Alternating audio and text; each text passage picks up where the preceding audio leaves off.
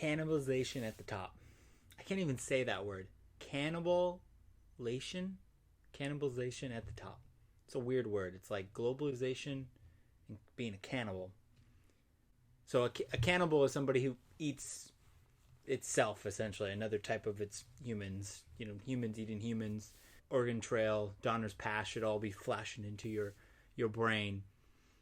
I just wrote this post about this idea that there's only going to be a couple large online churches.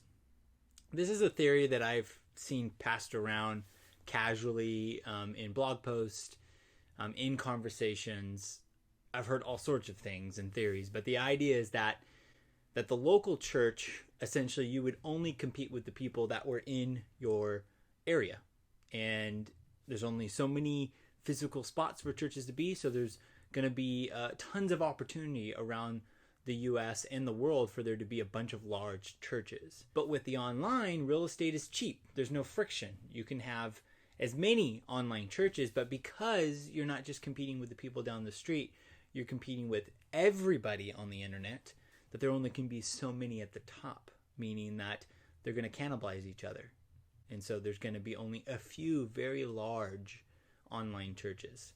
And so if you're starting out and you're thinking we're going to be one of the biggest in the world, you know, that might be true, but really the top, there's only going to be a couple big ones. And this is the idea, is that only Amazon can be Amazon, only, you know, Netflix can be Netflix, and that it's really hard. There's a competitive disadvantage to try to compete for the top.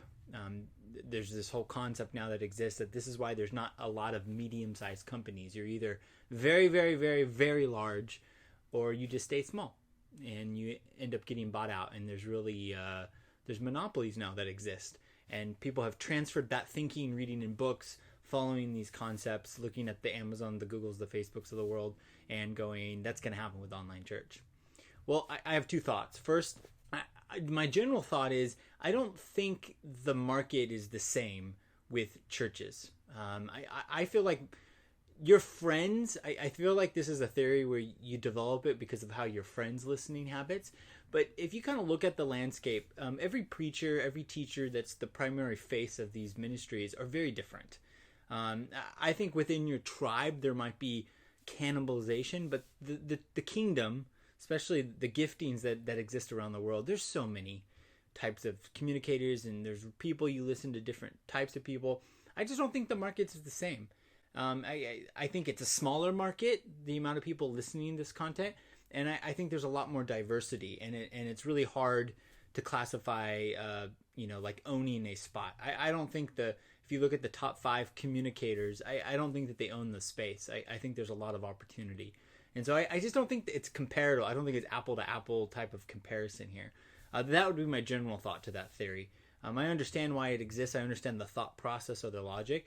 But more importantly, I don't think the idea of your church going online, whatever that means to you, if it's embracing a YouTube strategy this year, or if it's trying to figure out Facebook Live, or exploring something on the church online platform, I don't think your strategy is about reaching the whole world. I don't think you go online to become a global church. I think you go online to reach the people you're called to reach for.